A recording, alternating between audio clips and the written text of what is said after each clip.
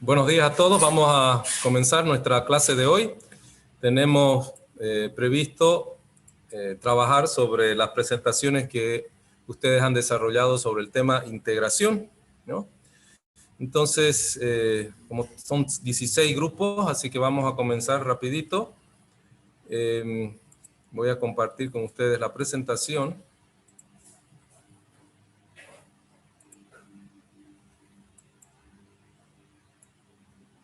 Ya. Entonces, el tema de la sesión de hoy se llama integración, ¿no es cierto? Y vamos a comenzar entonces con el grupo número 1. Cerrar esto de acá. Ya. Grupo número 1. Aquí le vamos a invitar a Luis Enrique Espinosa. Buen día, Alicia. Buen día. Ya, define qué es integración e indique qué implica como función del proceso administrativo. Integración es la obtención y el agrupamiento de los elementos materiales y humanos que la organización y la planeación señala como necesarios para el adecuado funcionamiento de la organización.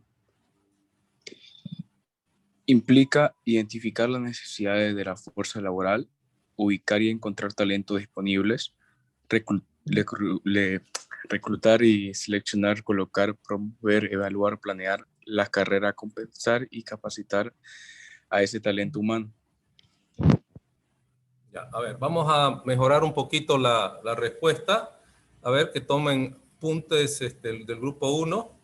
A ver, primero, ¿qué es integración? Estamos hablando de una función del proceso administrativo. Entonces, comencemos con eso, ¿no es cierto? Defina, porque esta es una definición que hace el grupo, no es una definición que estamos sacando de algún autor. Entonces, la idea era que en base a las distintas definiciones que presenté yo en el video, ustedes puedan ya sacar su propia definición. Entonces, primero, cualquier función a la cual nosotros nos referimos que pertenece al proceso administrativo, ¿no?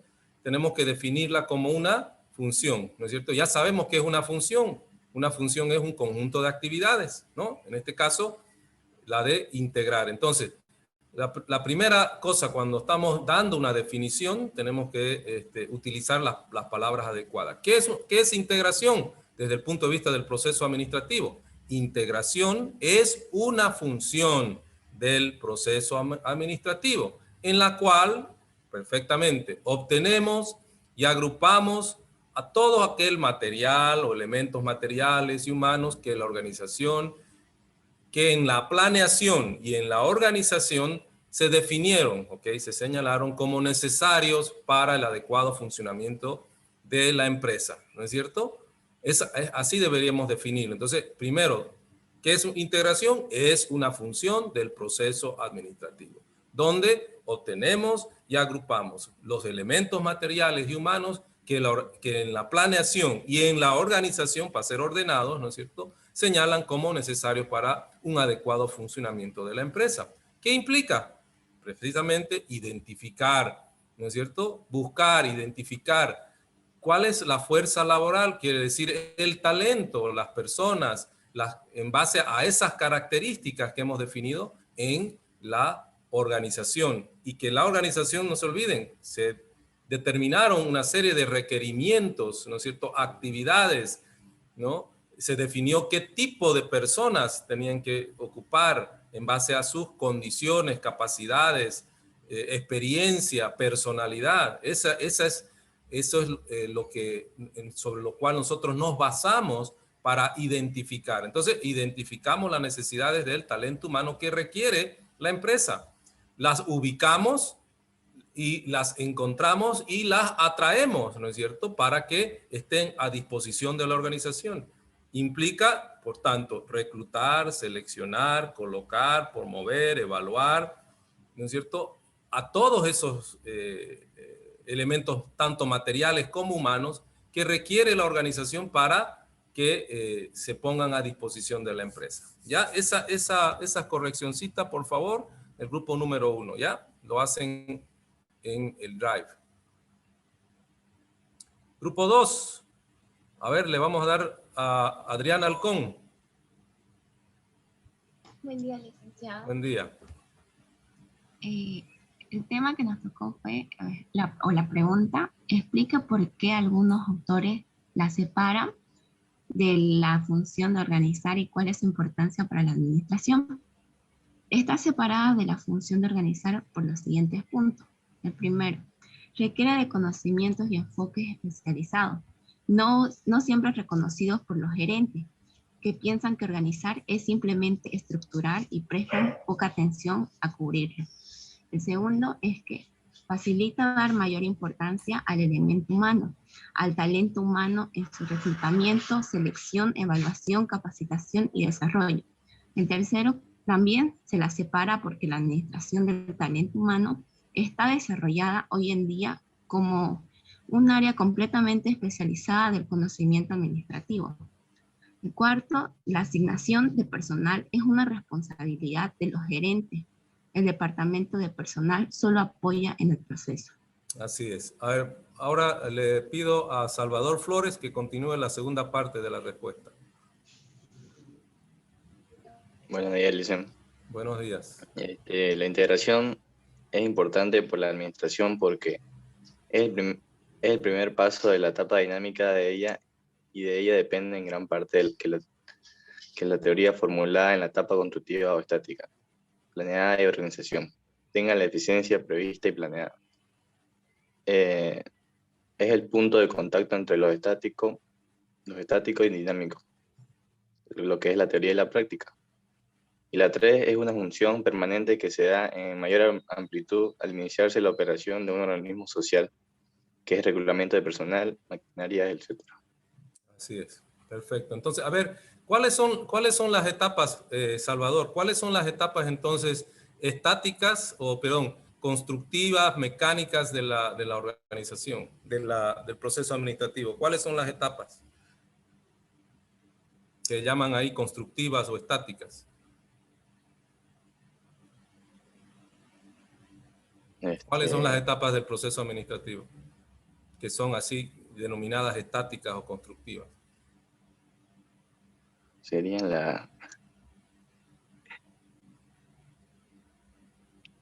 Ya te están escribiendo seguro. Sí, no. Pero si está ahí la respuesta, ¿está la respuesta ahí? ¿No la hiciste la respuesta vos? Algo. La segunda parte. No participaste vos. ¿Cómo me doy cuenta yo de las cosas? Entonces, ¿por qué no puedes responder eso? Si está ahí la respuesta, está escrita. Planeación y organización. Así es. Ya Alejandra o no sé quién fue la que te dijo. Ahora, ¿por qué llamamos estática, Salvador? ¿Por qué la llamamos estática? Porque las etapas de planeación y organización. ¿Porque se mantienen? ¿Mm? ¿Porque se mantienen? No. ¿Alguien puede responder, ayudarlo? A ver, Adriana o Alejandra. Porque es importante, ¿no? Hemos hablado, en el video también hablamos de que la integración es como la bisagra, ¿no es cierto? Que une precisamente la parte que se llama estática, mecánica, ¿no es cierto?, del proceso administrativo con la parte dinámica del proceso administrativo. Por eso estoy haciendo esta pregunta. En el video se habló y me hubiera gustado un poquito que sea más claro esa parte. Por eso estoy preguntando para clarificar. ¿Alguien sabe ahí la respuesta? ¿Por qué llamamos etapa estática o constructiva, mecánica, a la planeación y a la organización?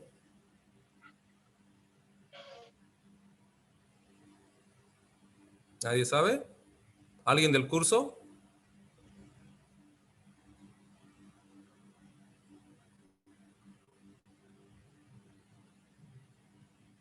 ¿No, nadie del curso sabe? ¿Andrés Salina no sabe?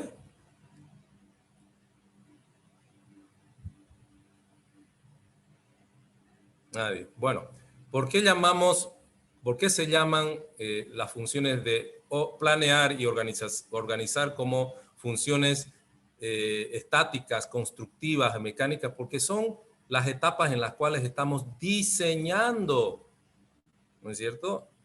Primero, en la planeación, definiendo, diseñando cómo queremos que sea la organización, cuáles son las actividades, qué misión va a ser, cuál es la visión de la organización, cuáles son los objetivos que va a cumplir, y en la etapa de organización determinamos y agrupamos las actividades, definimos qué tipo de perfil de personas queremos que ocupen los cargos, cómo se van a relacionar entre ellos, ¿no es cierto? ¿Cuáles los distintos niveles de organización? Estamos diseñando, no estamos todavía en una etapa activa, dinámica, no estamos implementando nada, simplemente estamos diseñando lo que va a ser y lo que va a hacer la organización. Lo que va a ser y lo que va a hacer la organización. Eso es lo que estamos haciendo en estas dos etapas. Y precisamente la integración, que es otra de los motivos por los cuales es importante separarla de la función de la organización, aparte de lo que han indicado sus compañeras, ¿no es cierto? Que integrar resalta la función principal del elemento socio fundamental de la organización, que es el ser humano, ¿no? En la cual buscamos, allegamos, atraemos, incorporamos y desarrollamos ese talento humano. Es una función que en realidad sirve como bisagra entre lo que son esas funciones mecánicas de diseño y dinámicas, porque ya desde la etapa de dirección ya estamos ejecutando conforme a lo que hemos planeado, de acuerdo a cómo hemos estructurado y con lo que hemos incorporado, introducido, ¿no es cierto? ¿No? O integrado.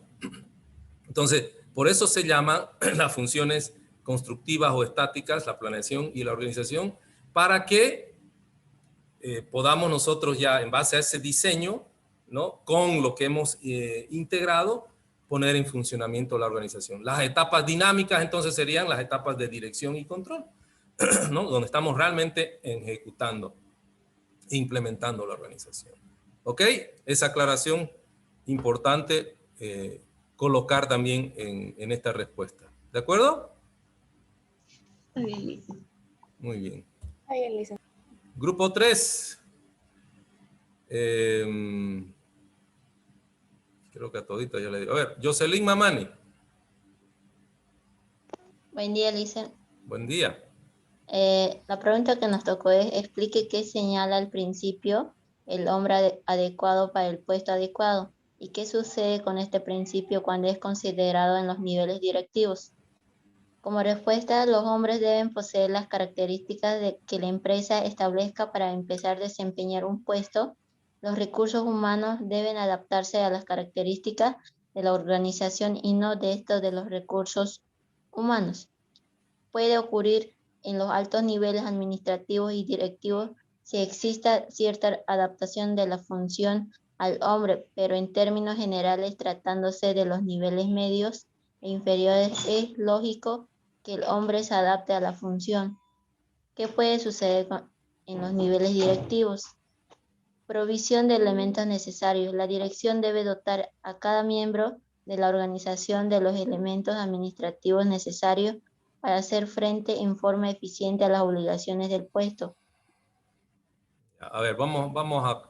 En la primera parte de la respuesta está bien, de que este principio nos señala de que todo integrante de la empresa debe sujetarse a los requerimientos, a las características, ¿no? Que se ha establecido en la etapa previa, que es la etapa de organización, ¿no? En la etapa de organización no se olviden que clasificamos y agrupamos las actividades en áreas, dice, ¿no? Esas áreas son departamentos, divisiones, secciones, unidades y el puesto de trabajo. Esas áreas, ¿no es cierto?, tienen un objetivo que cumplir dentro de la organización en base al principio del objetivo que vimos en la anterior unidad, ¿no? La unidad de organización. Bueno, ese objetivo es el que condiciona el tipo de características o las características que debe tener toda persona para poder ocupar ese cargo. Esas características, ¿cuáles son? conocimiento, experiencia, capacidad física y mental, ¿no es cierto?, para atender esas funciones, de realizar esas funciones, ¿no es cierto? Tiene capacidad para atender público o tiene capacidad para tomar decisiones, ¿no es cierto? Son distintas capacidades que se requieren dependiendo del tipo de cargo, ¿no? Entonces, son conocimiento, experiencia, capacidad física y mental, personalidad, ¿no es cierto? Son los 4 principales factores que se determinan como características, que es el perfil, se llama, técnicamente es el perfil del cargo.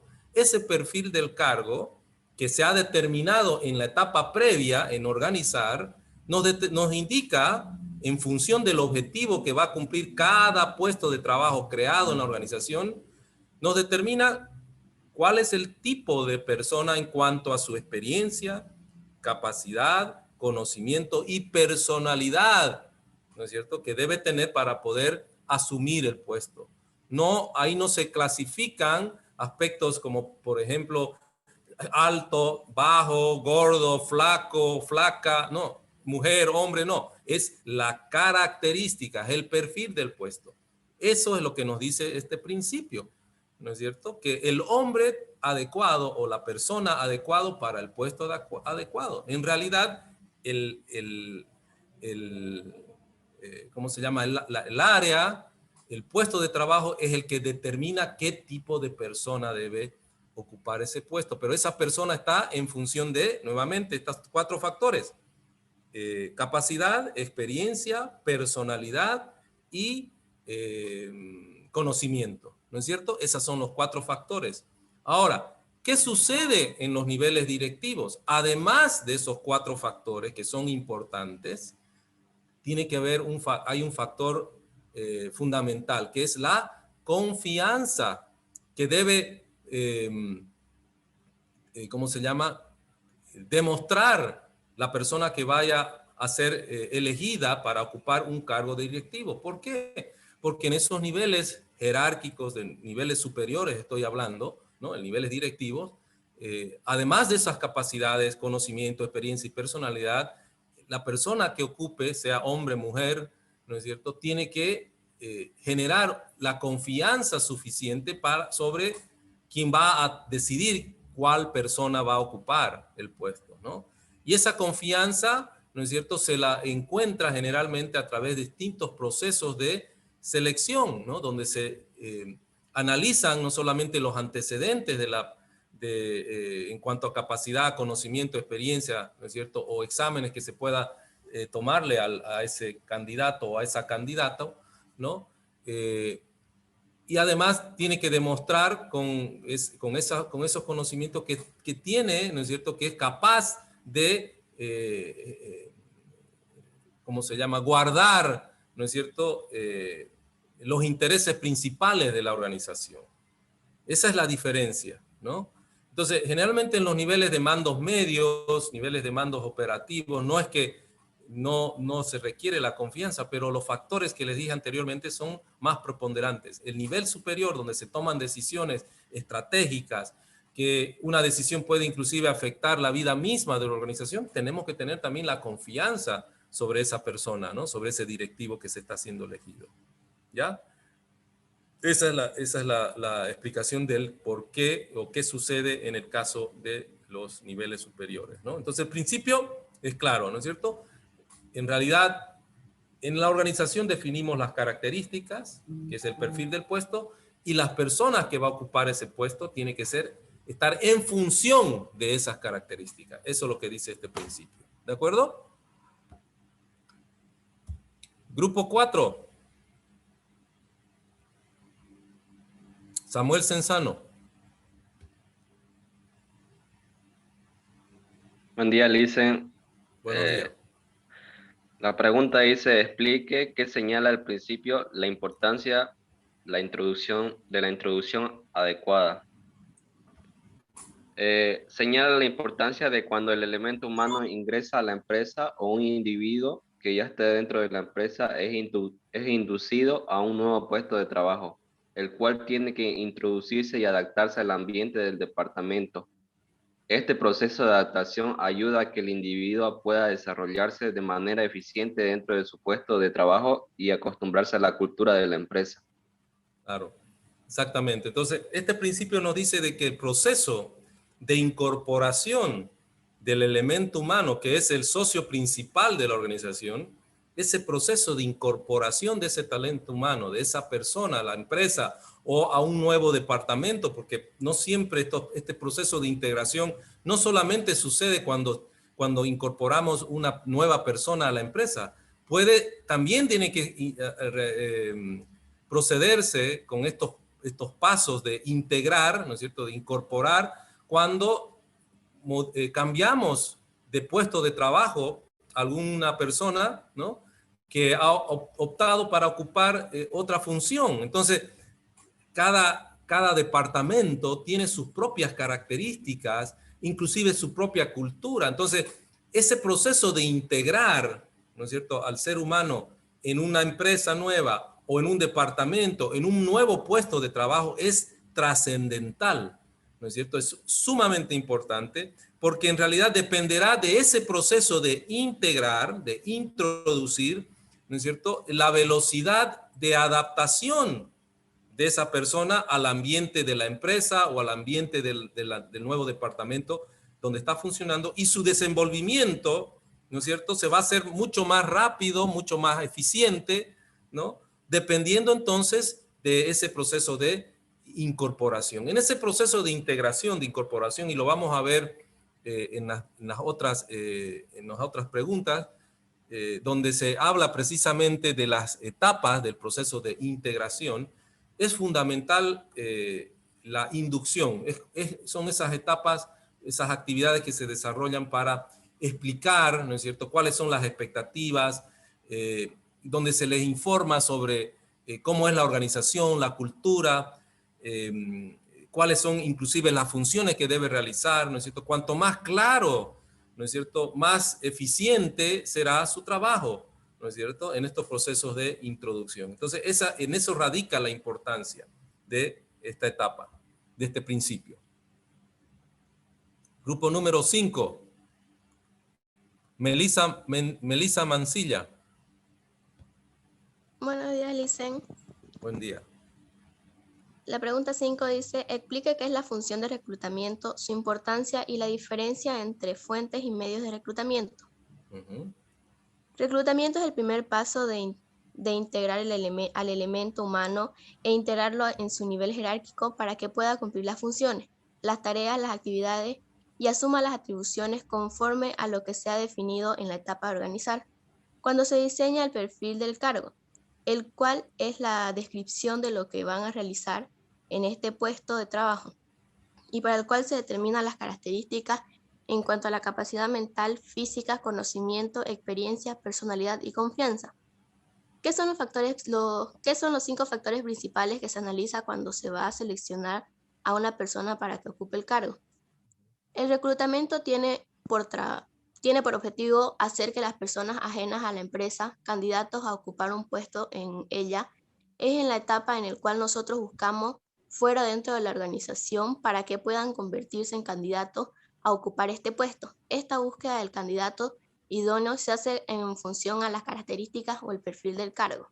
Ya, perfecto. Entonces, muy claro, ¿no es cierto? ¿Qué es la función de reclutamiento? La función del reclutamiento son todas esas actividades que realizamos en la organización. Alguien, el especialista, generalmente puede ser el jefe de recursos humanos, si es que hay un departamento de recursos humanos o de talento humano. Puede ser, ¿no es cierto?, si es que no hay ese departamento, puede ser el gerente general, o un equipo de personas. Son esas actividades que realizamos para ¿qué? Buscar personas ajenas de la empresa, si es que queremos que sea alguien que no está dentro de la empresa, ¿no es cierto?, para que se convierta en candidatos. Todavía no estamos en la etapa de selección.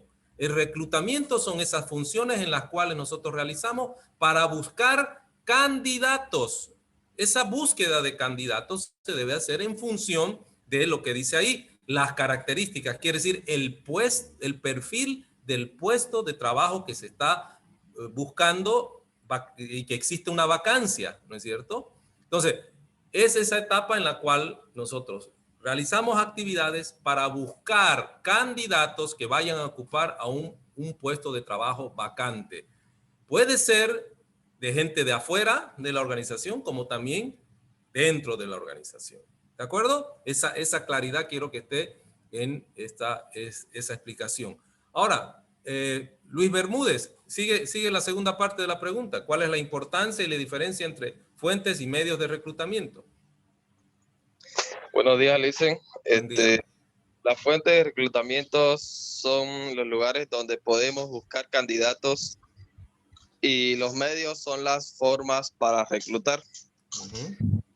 La fuente de reclutamiento también son las escuelas, bolsas de trabajo, sindicatos, agencias de colocaciones, personal recomendado o la puerta de la calle. Los medios de reclutamiento son una requisición adecuada al sindicato, la solicitud escrita o el empleo de prensa, radio, televisión, etc.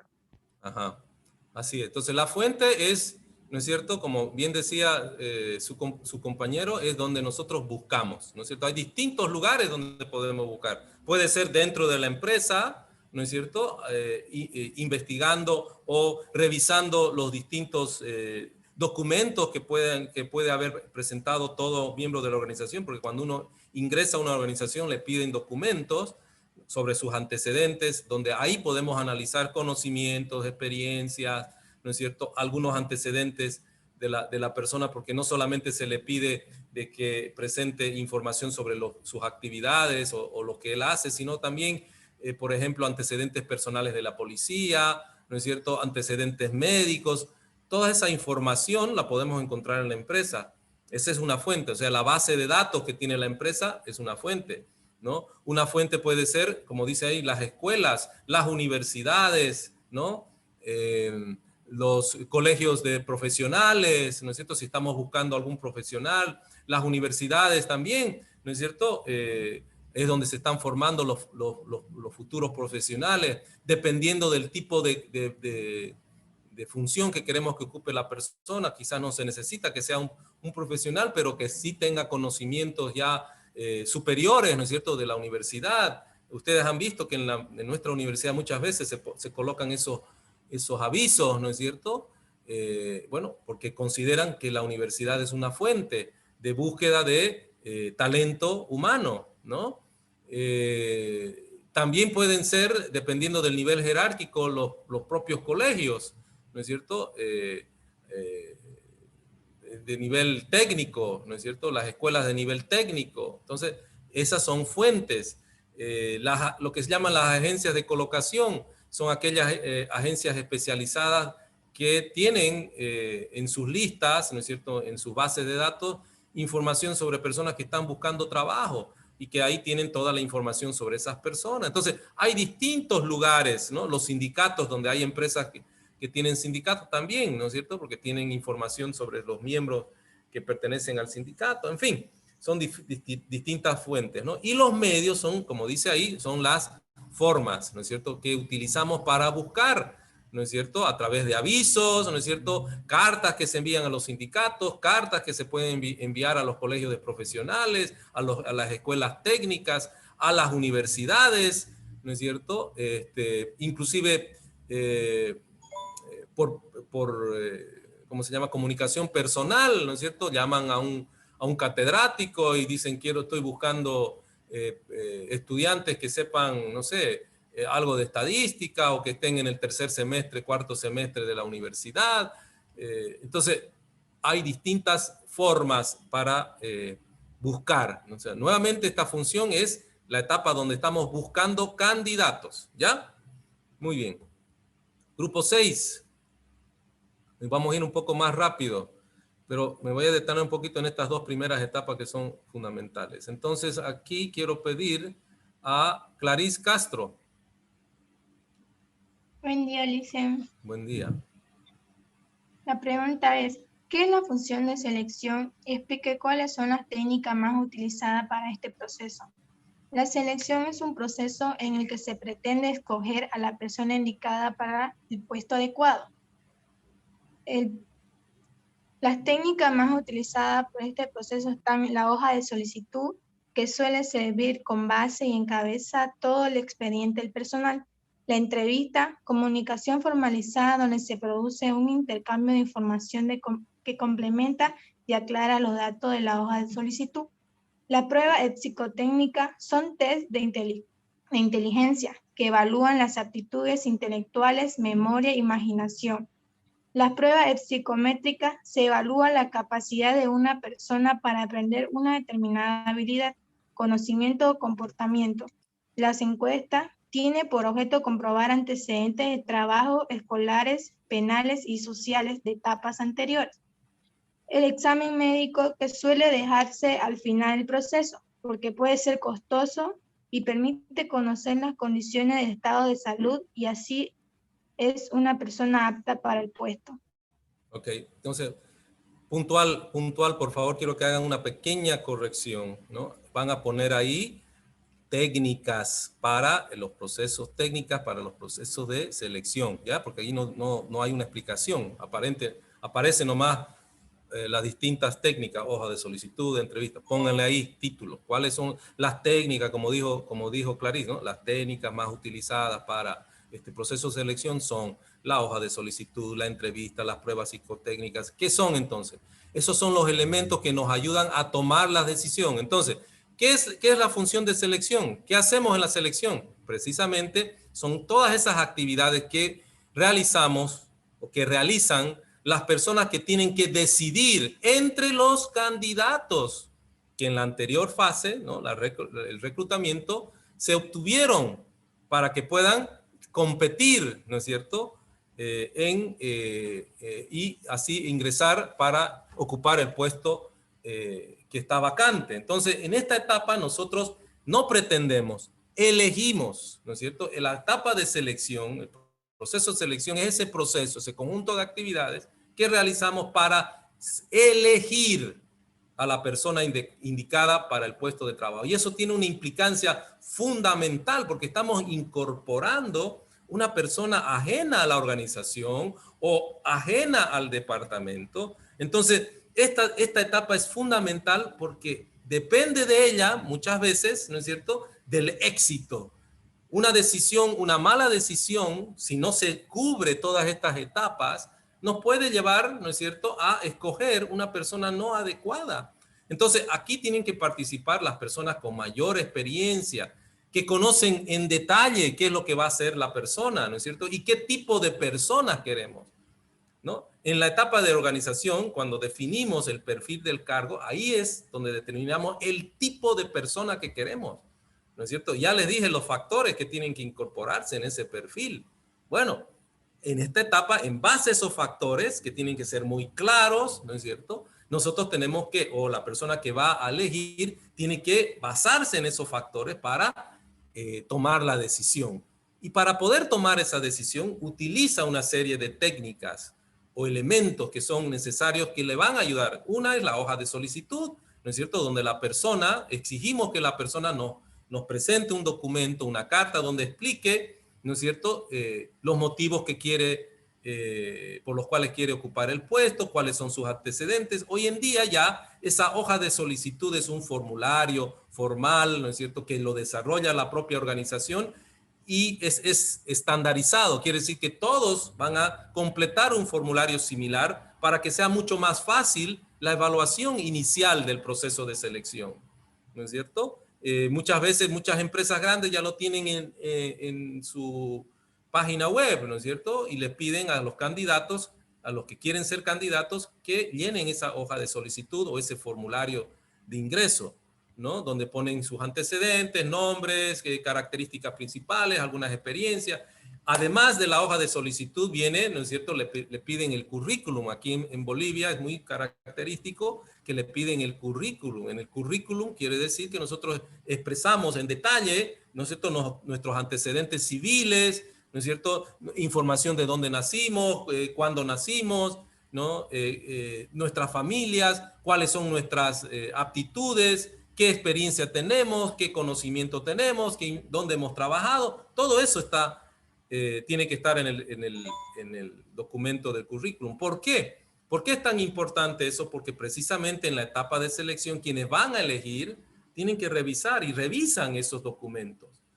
Y es tan importante no mentir, porque aquí en Bolivia es fácil, ¿no es cierto? La gente pone muchas cosas en el papel, pero precisamente en el proceso de selección, a través de estas distintas técnicas, se van validando, ¿no es cierto? La entrevista es una etapa precisamente de validación, que es el primer contacto físico, real, personal entre el candidato y la empresa, ¿no? Y es tan importante ahí, ¿no es cierto?, donde se hacen una serie de preguntas para conocer el detalle, ¿no?, los aspectos personales, y ahí se identifican muchas veces, ¿no es cierto?, si la información escrita es falsa o no, ¿no es cierto?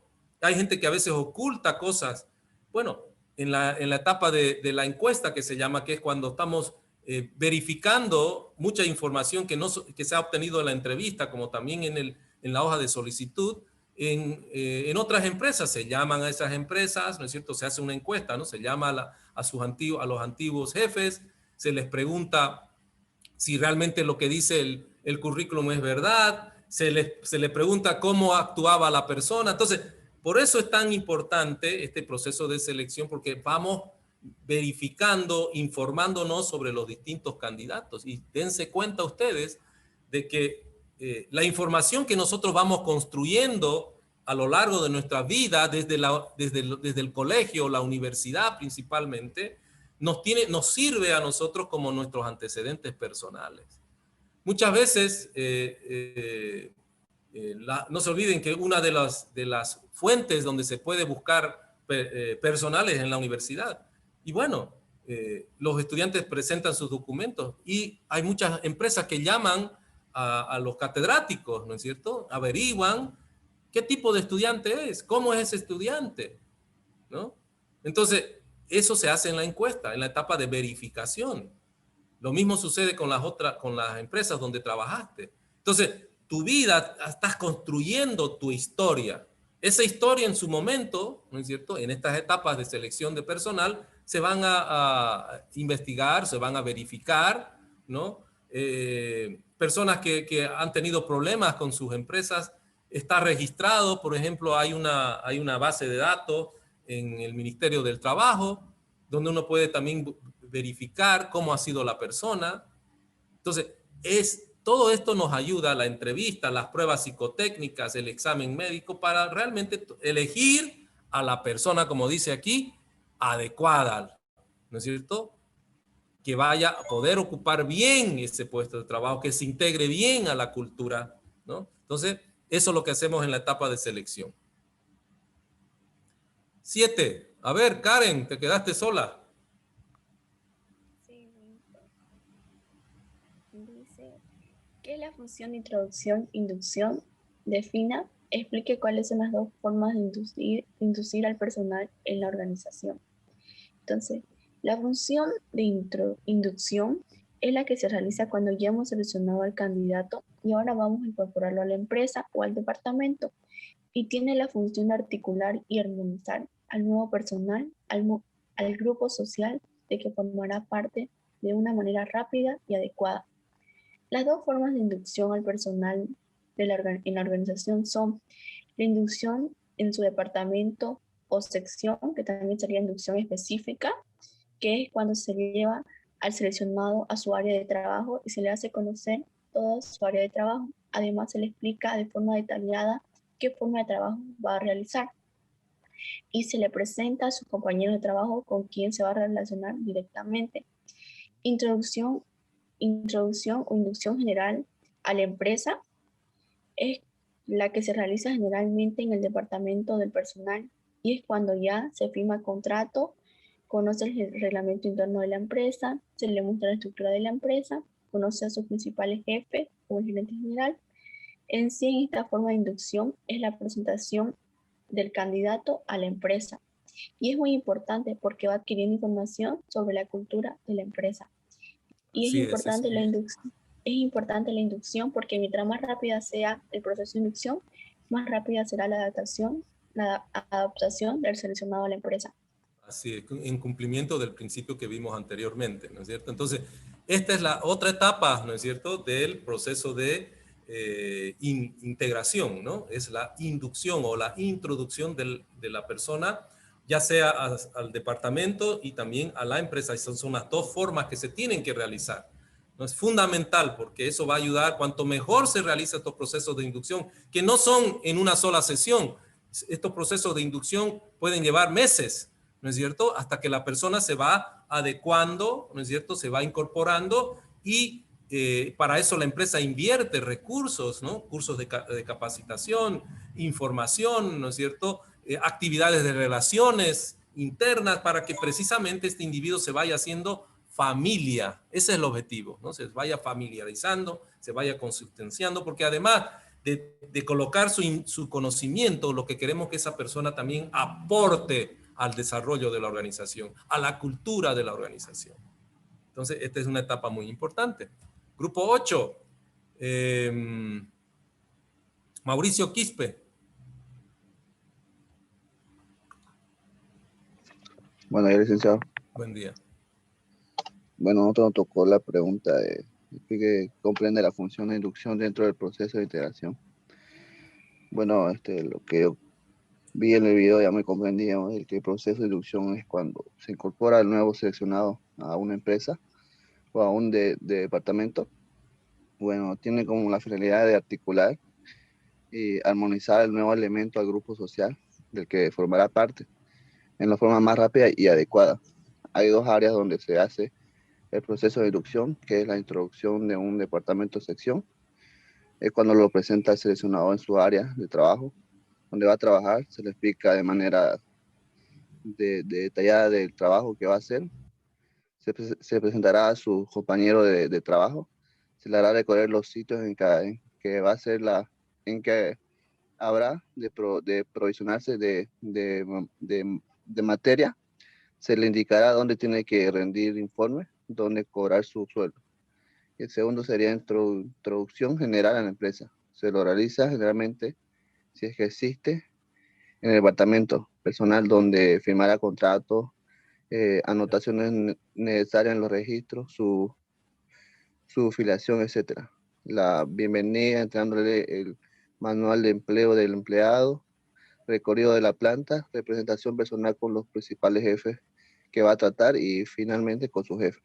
Bueno, no entendieron la pregunta y en la explicación que yo doy en el video hablo sobre qué comprende, o sea, qué es lo que se hace, qué cosas se hacen en la inducción. Ya la primera pregunta, la que respondió anteriormente su compañera, habló sobre las dos formas de integrar, ¿no es cierto? Que nuevamente se está repitiendo acá. Sin embargo, en el video yo explico de que la función de inducción, ¿no es cierto?, comprende, por ejemplo, dar información sobre la empresa, ¿no es cierto?, sobre su departamento, donde explicamos la misión, la visión, la historia, las actividades que realiza la empresa, porque mucha gente ingresa, ¿no es cierto?, a las empresas y no tiene el detalle de lo que produce, qué tipo de productos, qué tipo de servicios, ¿no es cierto? Entonces, en la etapa de inducción, damos información sobre la empresa, ¿no es cierto? Le informamos dónde está su puesto de trabajo dentro de la estructura organizacional,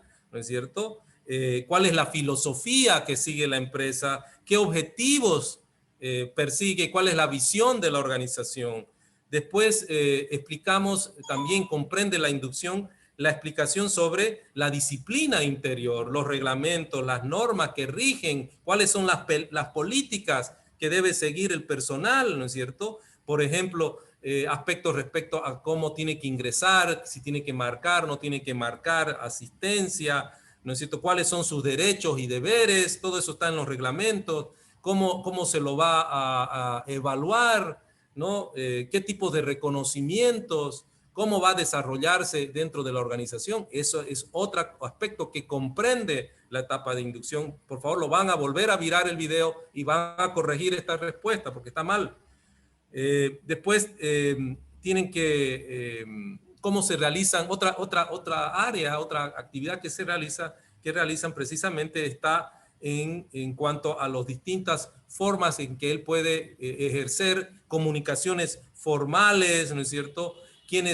Cuáles son, si existen o no existen sindicatos, ¿no es cierto? Quiénes son los representantes de personal en la organización, cuáles son sus compañeros, quién es el jefe, cuáles son los otros jefes, ¿no es cierto? También otro aspecto que comprende la función de inducción está en cuanto a la información específica de lo que consiste el cargo o el puesto de trabajo que va a realizar la nueva persona, donde le explicamos las actividades de su puesto de trabajo, la relación y los objetivos que quiere la empresa que él cumpla, cuáles son los niveles de retribución, ¿no es cierto? Entonces, distintos aspectos comunicacionales respecto al trabajo específico. Entonces, son 4 principales aspectos. 1, la información sobre la empresa. 2, sobre la disciplina de la organización. 3, sobre la comunicación de personal. Y 4, sobre los aspectos específicos del cargo. Esos son lo que comprende esta etapa de la función de inducción. Entonces, por favor, Mauricio y Alain deben corregir esta respuesta. ¿Ya? La voy a ver esta corrección. Ya, Lisa. 9. José Carlos Peducacé. Defina qué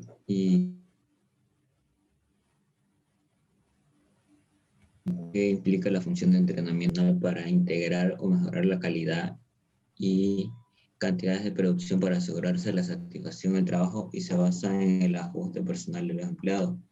Su función es capacitar a las personas nuevas en el trabajo o cuando hay un nuevo proceso de cambio de puesto, y esto nos ayuda a que tenga un mejor rendimiento en la tarea o área. Se utiliza para corregir defectos debido a la supervisión. Muy escueta la respuesta. Parece que no le ponen tiempo, ¿no? Lamentablemente digo eso. Bueno, ¿qué es la función de capacitar y qué implica? Bueno, es fundamental, ¿no es cierto? No se olviden que hemos hecho un conjunto de actividades, hemos reclutado, hemos seleccionado, hemos inducido, hemos incorporado, hemos integrado a la persona. Ahora necesitamos asegurarnos de que esa persona puede tener el conocimiento, puede tener la experiencia, pero cada puesto de trabajo tiene sus propias características y especificidades. Entonces, en las etapas, esta función de capacitación tiene el objetivo de asegurar que la persona que vaya a ocupar ese puesto de trabajo tenga el conocimiento, la información adecuada y específica sobre las tareas que va a realizar en ese puesto de trabajo y así contribuir no solamente a mejorar y a incrementar, ¿no es cierto?, el desempeño, sino sobre todo a la calidad, ¿no es cierto?, del servicio o del trabajo que está realizando y hacerlo de manera segura con el propósito de que él se sienta satisfecho y también la organización se sienta contenta con el desempeño, ¿no es cierto?, que vaya a realizar. Ese es el propósito, eso es lo que implica esta función de capacitar, ¿no es cierto? Entonces, el trabajador no solamente necesita capacitarse cuando está ingresando a la organización, sino que también durante, ¿no es cierto?, el desarrollo de su puesto de trabajo van haciéndose una serie de modificaciones, cambios, incorporaciones de nuevas máquinas, nuevos sistemas contables, nuevos sistemas informáticos. Bueno, necesita capacitarse, ¿no es cierto? ¿Por qué? Nuevamente, ¿qué implica? Asegurar que el personal esté con el conocimiento adecuado en base a su trabajo. Ese es el propósito de la capacitación. ¿Ya? 9, mal la respuesta. O sea, muy escueta, muy sin contenido. Deben mejorar. Grupo 10, disculpen que sea así de claro, pero o sea, no veo esfuerzo. Cecilia Callaú. Buenos días, Licen. Buen día. Nos tocó, según su formalidad, explique qué tipo capacitación pueden aplicarse en las organizaciones. Como respuesta pusimos, según su formalidad existen dos tipos de capacitación. Capacitación informal es el conjunto de orientaciones e instrucciones que se dan al talento humano en la parte operativa de la empresa, los cuales sirven como un proceso de retroalimentación constructiva para poder mejorar el desempeño del trabajador dentro de la organización. La capacitación formal son los entrenamientos que se dan al personal de manera programada de acuerdo a sus necesidades de capacitación específica. Este tipo de capacitación pueden durar un día o varios meses, eso depende del tipo de curso, del seminario o el taller. Así es, está muy bien. Sí. Siga. Estos programas de capacitación se programan en base a los procesos de retroalimentación, los cuales se reciben del área de control. En resumen, la capacitación informal no es programada, mientras que la capacitación formal se programa de acuerdo a la necesidad del personal. Así es. Entonces, la capacitación informal es la que sucede generalmente cuando estás desarrollando tu actividad y, por ejemplo, puede venir un supervisor y ve alguna falencia, alguna disfunción, precisamente por desconocimiento, porque no estás capacitado, ¿no es cierto? Y te hace una corrección y te muestra cómo debes realizar el trabajo. No ha sido programada y se ha realizado en base al control, a la supervisión. Esa es la capacitación informal y sucede permanentemente, porque el propósito de la supervisión no es para castigar, el propósito es para orientar, apoyar y que mejore el desempeño, ¿no es cierto? Ahora, la capacitación formal es la que se hace, como dice ahí la explicación, de manera programada, forma parte del cronograma de actividades, del plan operativo anual de la organización, ¿no? Y eso se hace en base a una serie de retroalimentación, información que han sido proporcionada por los supervisores, ¿no es cierto?, por el área de control, por los jefes de área, donde identifican ciertas necesidades de capacitación, de entrenar a las personas, ¿no es cierto?, para que puedan mejorar su desempeño en su tarea. Esa es la función de la capacitación, ¿de acuerdo? Entonces esa es la diferencia. Muy bien. Grupo 11. A ver, Gerson Rodríguez. Buen día, Licen. Buen día. La pregunta dice, según su naturaleza, explique qué tipos de capacitación pueden aplicarse en las organizaciones. Existen 6 tipos de capacitación y son capacitación según la naturaleza, ¿no? Según la naturaleza. Sí, según su naturaleza. Okay. Es para familiarizar a los nuevos trabajadores de la organización. Por ejemplo, nuevos trabajadores. Capacitación vestibular. Es un sistema simulado en el que el trabajador prueba la máquina para así obtener experiencia sobre el uso de este y no haya fallos a la hora de trabajar. Capacitación en el trabajo. Estas son permanentes y se producen en la práctica misma del desarrollo. Entrenamiento de aprendices. Son aquellos programas formales de capacitación, aprender sobre una actividad nueva más que todo.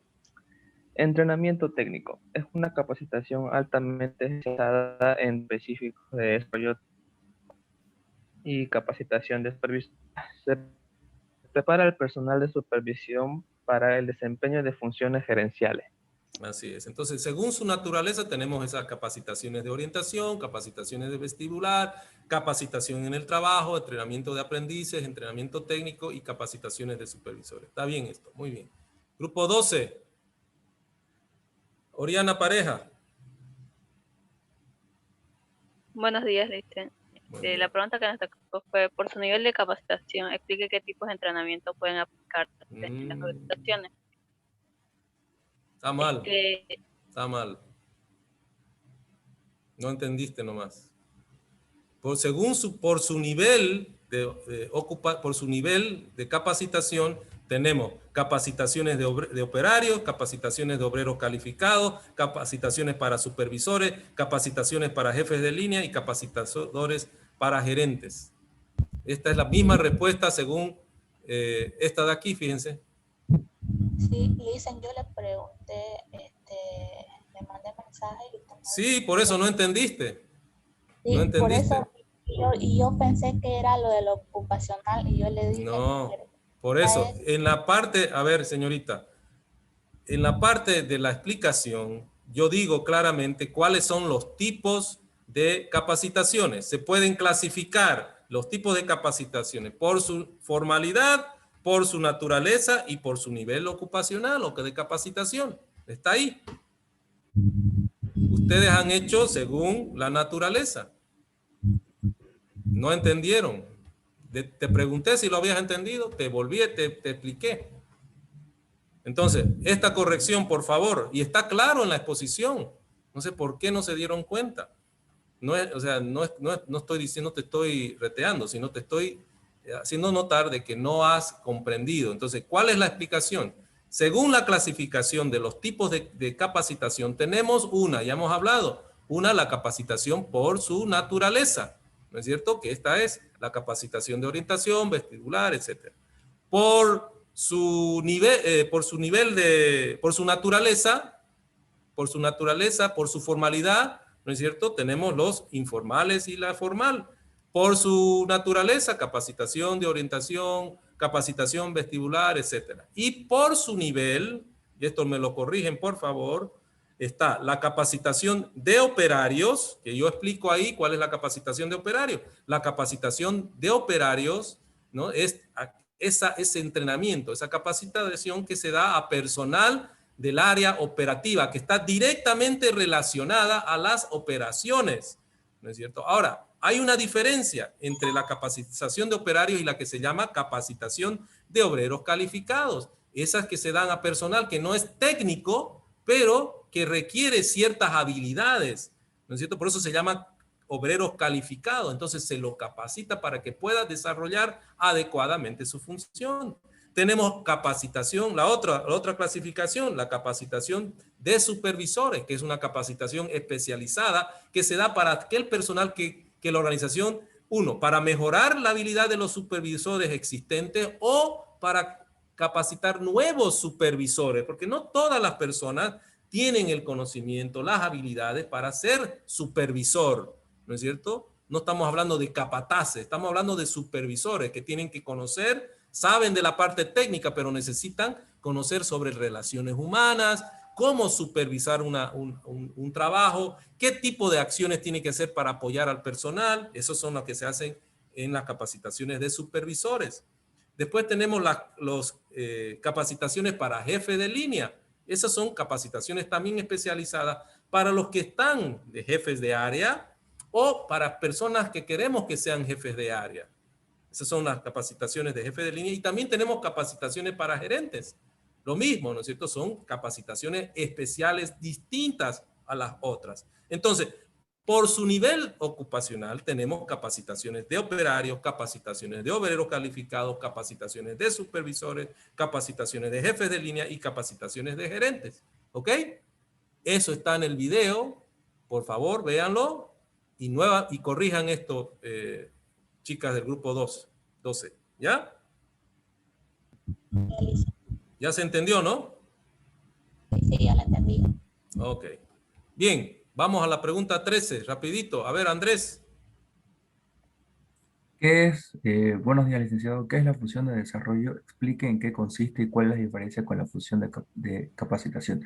Bien. Definición de desarrollo. Se define al desarrollo organizacional como el proceso de conocer y cambiar la salud, la cultura y el desempeño de la organización. Está diseñado para mejorar las cualidades innatas, el conocimiento y la efectividad individual de una empresa en términos de todos sus objetivos, para obtener su máxima realización posible. Sus programas son permanentes y necesarios para todo el personal. Diferencia con la función de capacitación. La capacitación consiste en preparar, desarrollar e integrar al trabajador en el proceso productivo de la empresa. Este es de carácter intelectual.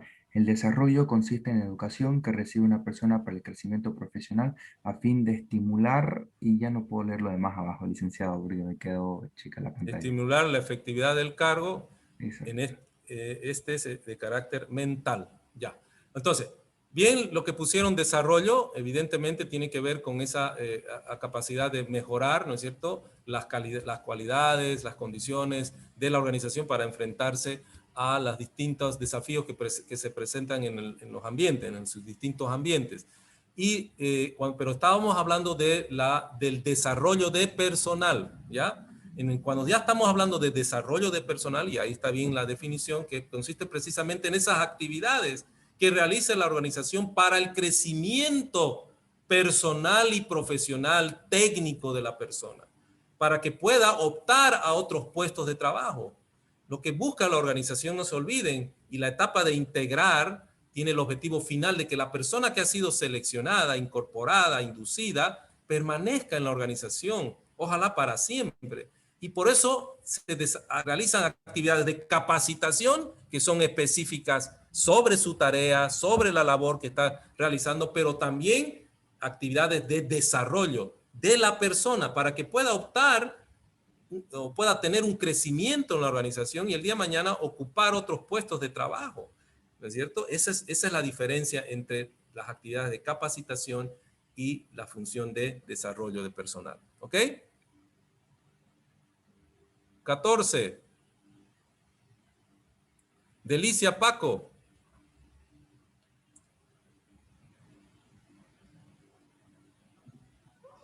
Buen día, licenciado. Buen día. La pregunta que nos tocó es, ¿cuáles son los factores situacionales que influyen en el número y tipo de personal dentro de la función de integración?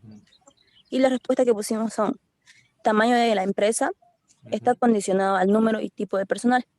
Complejidad de la organización es cuando la organización es más grande y necesita más personal con talento más calificado. Planes de expansión, desarrollo. Está en base de la organización, acompañado de los planes estratégicos para saber qué tipo de personal va a vivir la organización. Tasa de rotación de personal. Es el porcentaje de los empleados que la organización de la voluntaria No se te escucha bien. involuntaria en un periodo. No se te escucha bien, Delicia. Un ratito. Delicia. No se te escucha bien un ratito. Están los perfiles. Hola. No se te escucha. A ver, le vamos a pedir a Lady, Lady Montenegro, que continúe, por favor. Ya. Buenos días, Licen. Tasa de rotación de personal. Es el porcentaje de empleados que abandona la organización de forma voluntaria e involuntaria en un periodo determinado. Requisitos para posiciones individuales. Están los perfiles de cargo, que son requisitos para ver la capacidad, conocimiento, experiencia que requiere cada puesto de trabajo. Y luego está, por último, la demanda y oferta del mercado, que están el ambiente interno y externo. En el ambiente interno se refiere a la organización. Es donde se observan las condiciones, capacidades que tiene el personal frente a lo que requiere la organización. Y en el ambiente externo afecta a los procesos de integración del personal.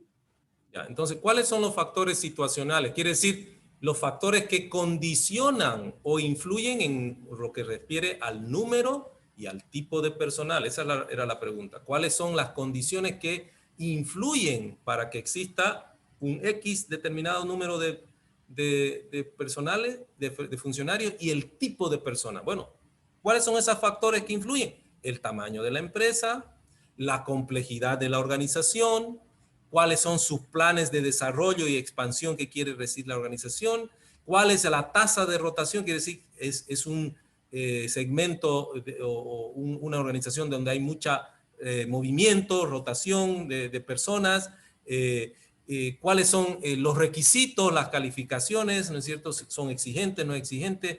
¿Hay demanda? ¿Cuál es la oferta del mercado? Esos son los que condicionan, ¿no es cierto?, el número y el tipo de personal. Esa es la pregunta. ¿Está bien la respuesta?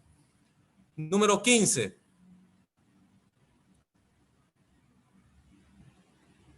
A ver, Sonia Salazar. Buen día, Lice. La pregunta que nos tocó son, ¿cuáles son los factores internos y externos que afectan a la integración de Más personal? específico. Muy bien, siga. La respuesta es que hay dos factores. Una que es el interno, a la que nos referimos.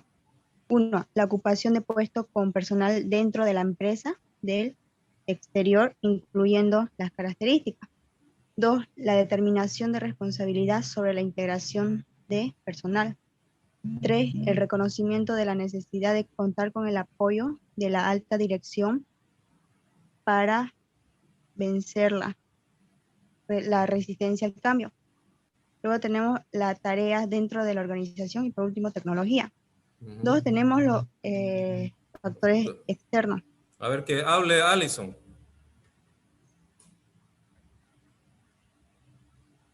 Buenos días, Liz. Adelante, siga.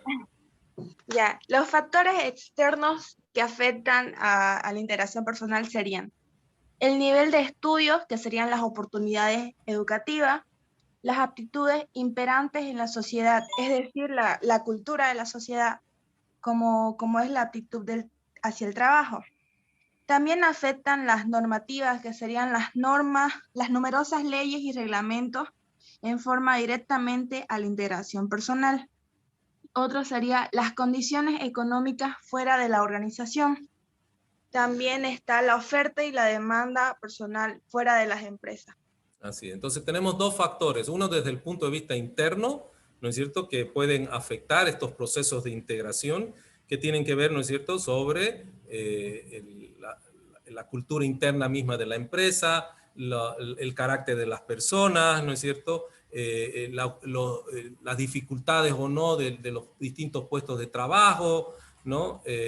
La tecnología que tiene la empresa, son aspectos que pueden afectar o influir, ¿no es cierto?, en estos procesos de integración. Y también tenemos factores externos que tienen que ver con la cultura, las leyes imperantes en el país, ¿no es cierto?, las condiciones económicas, si hay oferta o no, ¿no es cierto?, de personal es fácil contratar o no. O sea, esos son los factores externos y en este caso, y después internos, ¿no es cierto? Bien. Y finalmente, número 16. A ver, le vamos a pedir a Carla Yanine Solano. Le dicen buenos días. Buen día. La pregunta es, ¿qué es la planeación de personal? ¿Cuál es su propósito e importancia? Es la técnica para determinar en forma sistemática la provisión y demanda de empleados que tendrá una organización. Mediante esta planeación se permite determinar el número y el tipo de empleados que una organización podría necesitar. Sus propósitos: utilizar todos los recursos humanos con la mayor eficacia posible, cuando se las requiere, con el fin de cumplir las metas de la organización, anticipar periodos de escasez y sobreoferta de mano de obra, proporcionar mayores oportunidades de empleo a las mujeres y a las minorías. La importancia: economizar en las contrataciones, coincidir los esfuerzos del departamento de personal con los objetivos de la organización y mejorar la utilización de recursos humanos. Muy bien, esa es la respuesta. Entonces, la planeación es ese conjunto de planeación de personal, ¿no? Así como hemos definido la planeación desde el punto de vista administrativo, la planeación de personal es esa actividad, ese conjunto de actividades específicas en la cual nosotros nos preparamos para poder proveer y atender los requerimientos, las necesidades que tiene la organización en cuanto a talento humano, ¿no es cierto? Y esa planeación se hace en función, ¿no es cierto?, de los requerimientos de la organización, de sus planes de desarrollo, ¿no es cierto? Y hemos visto que hay distintos factores que pueden afectar esos procesos de incorporación de esas personas, ¿no? Y su propósito es precisamente utilizar adecuadamente los recursos, ese talento humano que tiene la organización, ¿no es cierto? Y buscar las personas adecuadas para incorporarlas a la organización. Anticiparnos, ¿no es cierto?, a esos procesos de desarrollo para que cuando toque que la organización ya se ha expandido, tengamos ese recurso humano adecuado en el momento preciso, ¿no?, que requiere la organización. Ese es su propósito, ¿no? Y lógicamente desarrollamos actividades de planeación para ser más eficientes, ¿no es cierto?, y no estemos generando costos adicionales a la organización en estos procesos de contratación que son costosos para la empresa, en tiempo, ¿no es cierto? No se olviden que tenemos que inducir, incorporar, eso hay que capacitar, esos son costos, es tiempo, dinero que la organización destina para encontrar e incorporar a la persona adecuada para la organización. Muy bien, con eso hemos terminado la unidad número 4 y estamos ya listos y por favor encendamos nuestras cámaras. Estamos listos para el parcial que va a ser el día sábado. Y voy a dejarles el día jueves, el día libre, para que ustedes puedan destinarlo a profundizar en sus estudios, no vamos a tener clases, pero quisiera realmente que lo utilicen adecuadamente, ¿ya? Entonces, el día jueves no vamos a tener actividades, ustedes van a dedicarlo a el estudio de las dos unidades que van a formar parte del parcial, ¿no? Que es la unidad organización e integración, ¿no es cierto? Que son las dos unidades que forman parte del cuestionario o de las preguntas que van a estar en el parcial número 2. ¿De acuerdo? Comenzamos el parcial número 2 a las 7 de la mañana el día sábado, ¿no? Ahora, como también el día sábado solamente está dedicado a la parcial, ustedes para el día martes, si bien les estoy dejando el día jueves libre para que ustedes puedan estudiar, pero ya para el día martes yo quiero que ustedes me vean los siguientes videos de clase. A ver. Un ratito.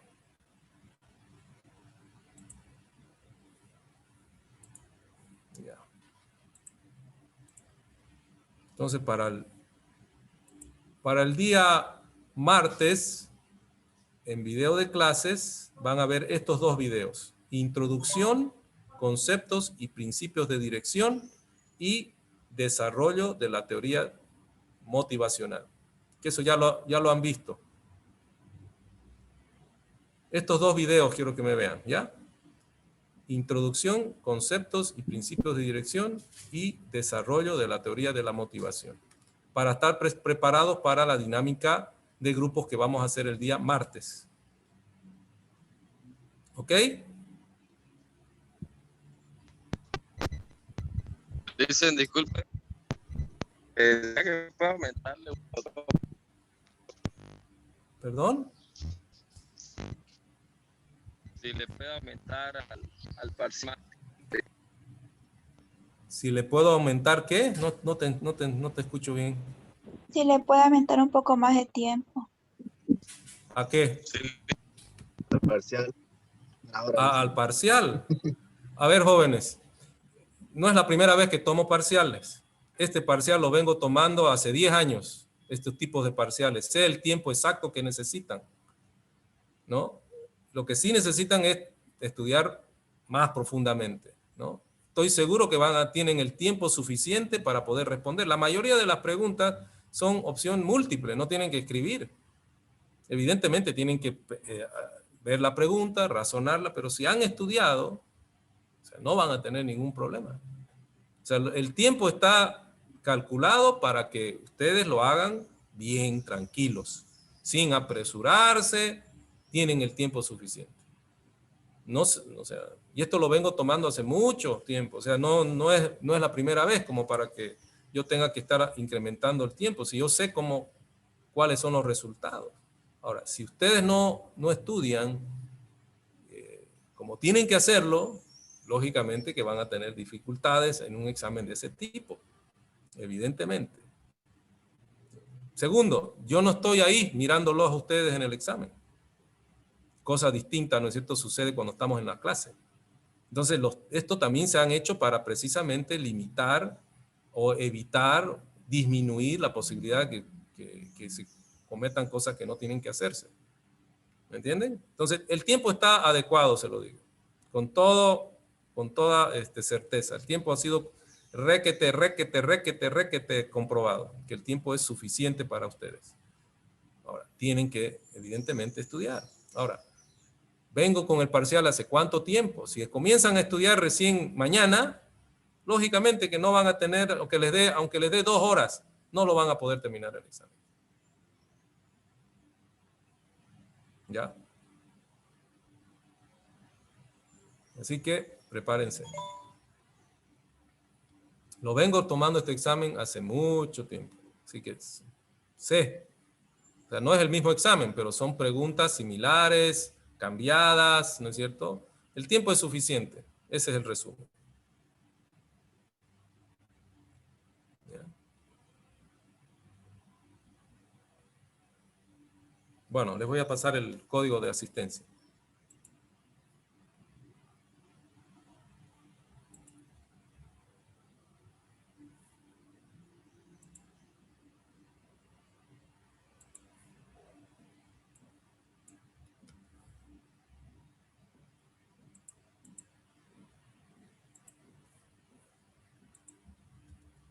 Listo. Ahí está el código de asistencia.